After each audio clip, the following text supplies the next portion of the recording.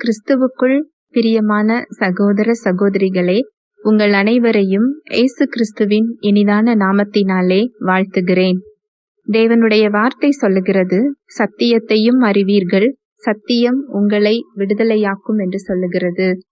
இன்றைய சிந்தனைக்கு எடுத்துக்கொண்ட வேத வசனம் 1 கொரிந்தியர் 2வது அதிகாரம் 9, 10, 11, 12. எழுதியிருக்கிறபடி, தேவன் தம்மில் அன்பு கூறுகிறவர்களுக்கு ஆயத்தம் பண்ணினவைகளை கண் காணவும் இல்லை, காது கேட்கவும் இல்லை, அவைகள் மனுஷருடைய இருதயத்தில் தோன்றவும் இல்லை. நமக்கோ தேவன் அவைகளை தமது ஆவியினாலே வெளிப்படுத்தினார். அந்த ஆவியானவர் எல்லாவற்றையும், தேவனுடைய ஆழங்களையும் ஆராய்ந்திருக்கிறார். மனுஷனில் உள்ள ஆவியே அன்றி மனுஷரில் எவன் மனுஷனுக்குரியவைகளை அறிவான்? அப்படி போல தேவனுடைய ஆவியை அன்றி ஒருவனும் தேவனுக்குரியவைகளை அறிய மாட்டான். நாங்களோ உலகத்தின் ஆவியை பெறாமல் தேவனால் எங்களுக்கு அருளப்பட்டவைகளை அறியும்படிக்கு தேவனிலிருந்து புறப்படுகிற ஆவியையே பெற்றிருக்கிறோம். ஹல்லேலூயா, பிரைஸ் தி லார்ட். யாரு ஒருத்தங்க அவருடைய வார்த்தைக்கு நேரம் கொடுத்து அவர் உறவுக்கு எது தடையாக இருக்கிறதோ அதை உதறி தள்ள கற்றுக்கொள்ளுகிறார்களோ, அந்த பாரமானதை உதறி தள்ளிவிட்டு அவரை பற்றி பிடித்து கொண்டு லகுவாக அந்த ஓட்டத்துல ஓடுறாங்களோ, அவங்களுக்கும் பிரச்சனை வரும். ஆனா அந்த பிரச்சனையில அவங்களுக்கு உலகம் பேசுகிற மாதிரி அவங்க பேச மாட்டாங்க. ஏன்னா அந்த பிரச்சனையின் மத்தியில தேவ ஆவியானவர் அவங்க பெற்றுக்கொள்ள போகிற பலன்களை அவங்களுக்கு அவர் காண்பித்து கொடுப்பார். அதுதான் இங்க சொல்லப்பட்டிருக்கு. தேவன் எனக்காக என்ன வச்சிருக்கிறார், இந்த பிரச்சனையில இன்னைக்கு எப்படி முடிவு வரும், இதுல நான் எப்படி வெற்றியை பார்க்க போறேன், இதுல நான் எப்படி சுகத்தை பார்க்க போறேன், இதுல தேவன் எப்படி செயல்படுவார், இது தெரிந்து கொள்ள எல்லாருக்குமே ஆசைதான் இல்லையா?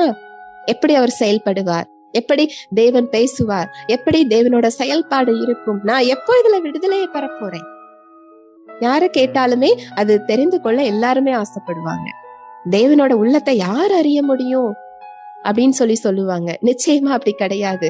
அவருடைய உள்ளத்தை அறிய முடியாதுதான். ஏன்னா நம்முடைய நினைவுகள் வேற, அவருடைய நினைவுகள் வேற. நம்முடைய வழிகள் வேற, அவருடைய வழிகள் வேற. நம்முடைய நினைவுகளை காட்டிலும் அவருடைய நினைவுகள் உயர்ந்தவைகளாம். பூமிக்கும் வானத்துக்கும் எவ்வளோ பெரிய வித்தியாசமோ அந்த அளவுக்கு அது உயர்ந்தவைகளாம். ஆனா இதுல நற்செய்தி என்ன, அவருடைய மனதின் ஆழம் என்னங்கிறத நமக்கு தெரிவிப்பதற்காக ஆவியானவர் நமக்குள் வாசம் செய்கிறார். ஒரு நோயில சுகம் பெறுவனா பெறமாட்டனா, இதுல எனக்கு விடுதலை பெற முடியுமா முடியாதா, இப்படி கவலைப்பட்டு கொண்டிருக்கிற இடத்தில் அவர் நம்மை வைக்கல. அந்த நோயில இயேசுவின் தழும்புகளால் நாம் சுகமாக்கப்பட்டிருக்கிறோம். இதுதான் சத்தியம். இத ஆவியானவர் எனக்கு அதை வெளிப்படுத்துகிறவராக அவர் இருக்கிறார். அந்த வெளிச்சத்தை அவர் காண்பிக்கும் போது அந்த நோயின் மத்தியில நமக்கு அங்கு பயம் வராது. இந்த நோய் என்கிட்ட இருக்க வேண்டிய அவசியம் இல்லை. என்னுடைய சரீரத்துக்கு ஒரு விலை கொடுக்கப்பட்டிருக்கிறது. நான் இயேசுவின் இரத்தத்தினால் நான் மீட்கப்பட்டிருக்கிறேன். கிறிஸ்துவை மரித்தோரிலிருந்து எழுப்பின வல்லமையுள்ள ஆவியானவர் எனக்குள் இருக்கிறார். அவர் என் சரீரத்தை உயிர்ப்பிக்க வல்லவராயிருக்கிறார். என் சரீரத்தை அவர் உயிர்ப்பித்துக் கொண்டிருக்கிறார். இயேசுவின் தழும்புகளால் நான் சுகமாக்கப்பட்டிருக்கிறேன். இந்த நோய் என்கிட்ட இருக்க வேண்டிய அவசியம் இல்லை. இந்த வெளிச்சத்தை நாம் பார்த்து விடுவோம். தேவனுடைய மனதின் ஆழம் அதுதான். நோயின் மத்தியில அவர் கொடுத்த சுகத்தை நாம் பெற்றுக்கொள்வதுதான். இத பரிசுத்த ஆவியானவர் நமக்கு வெளிப்படுத்துகிறாரா? பலவீனங்கள் மத்தியில கிறிஸ்துவின் பலன் வெளிப்படுகிறதற்காக காத்துக்கிட்டு இருக்குதான். நம்முடைய கையின் பிரயாசங்கள்ல ஆசீர்வதிப்பதற்காக அவர் காத்து கொண்டிருக்கிறார். கடன் பிரச்சனைகள் அவருடைய வார்த்தை கொடுக்கப்பட்டிருக்கிறது. நீ கீழாகாமல் மேலாவாய், நீ வாளாகாமல் தலையாவாய். என் தேவன் தம்முடைய ஐஸ்வர்யத்தின்படி உங்கள் குறைவுகளை எல்லாம் கிறிஸ்து இயேசுவுக்குள் மகிமையிலே நிறைவாக்குவார். கர்த்தர் என் மெய்ப்பராய் இருக்கிறார். என் தேவைகள் எல்லாம் சந்திக்கப்பட்டிருக்கிறது. எனக்கு இந்த கடன் அடைக்கிறதுக்கு வருமானமே இல்லையே, எனக்கு வர்ற வருமானமே இவ்வளவு தானே, இதுல நான் எப்படி இவ்வளவு பெரிய கடனை நான் அடைக்க போறேன்? இல்ல, அவர் நம்முடைய ஐஸ்வர்யத்திலிருந்து அவர் கடன் அடைக்கிறவர் இல்ல, அவருடைய ஐஸ்வர்யத்தின்படி நம்மை போஷிக்கிறவர். இது எப்போ நமக்கு புரியும்?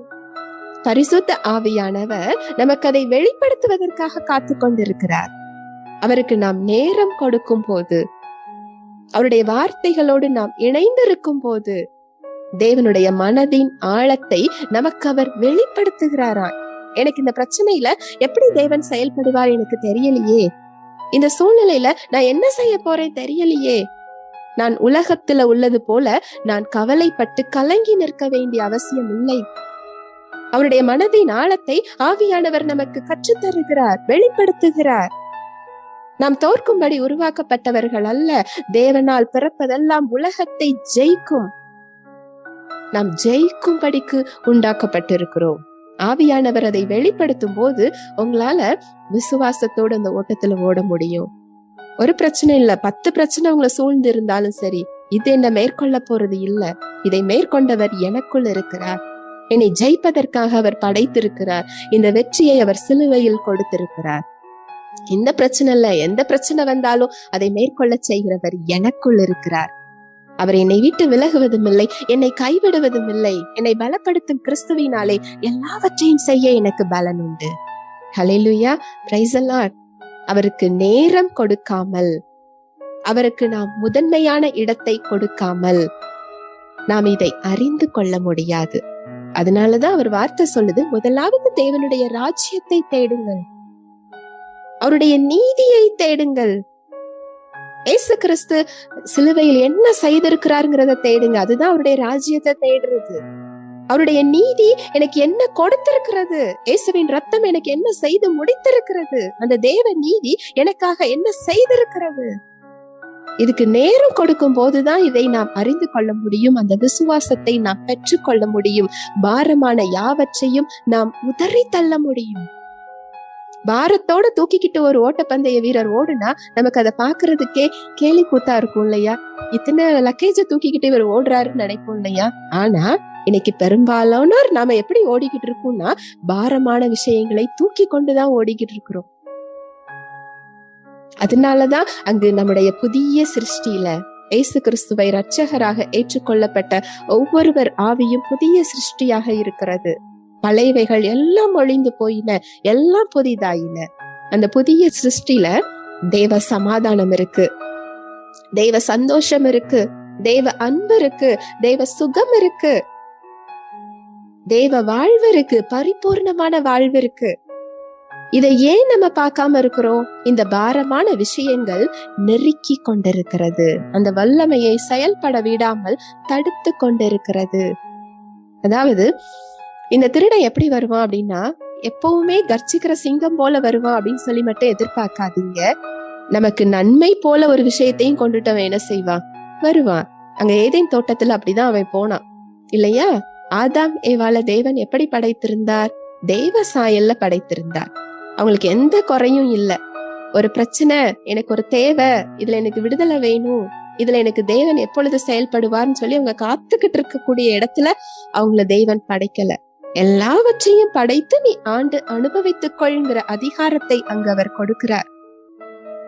அங்க வந்து அந்த ஆதாம் ஏவாள் கிட்ட இருந்து அந்த பரிபூர்ணமான வாழ்வை எடுக்கணும். அந்த எடுக்கக்கூடிய அதிகாரம் சாத்தானுக்கு இருந்தா எடுத்திருக்க வேண்டிதானே? அது அவன் செஞ்சானா? இல்ல. ஏன்னா அவனுக்கு அந்த அதிகாரம் கிடையாது. ஆனா தேவனை விசுவாசிக்க விடாமல் செய்தால் அவர்களே அந்த வாழ்வை இழந்து போவார்கள்ங்கிறது அவனுக்கு தெரியும். அதனால அங்க என்ன செய்யறான்? தேவன் மேல அவிசுவாசத்தை கொடுக்கும்படியான ஒரு சிந்தனையை ஏவாளுடைய சிந்தனையில அங்க விதைக்கிறான். நீ இந்த கனியை சாப்பிட்டா தேவனை போல் மாறி விடுவாய். அவன் சொல்ற பொய் எப்படி இருக்கு பாருங்க. அவருடைய வார்த்தைக்கு அப்படியே எதிராக இருக்கிறது. தேவன் என்ன சொல்லி இருக்கிறார்? இந்த கனியை சாப்பிட்டா நீ சாகவே சாவாய்.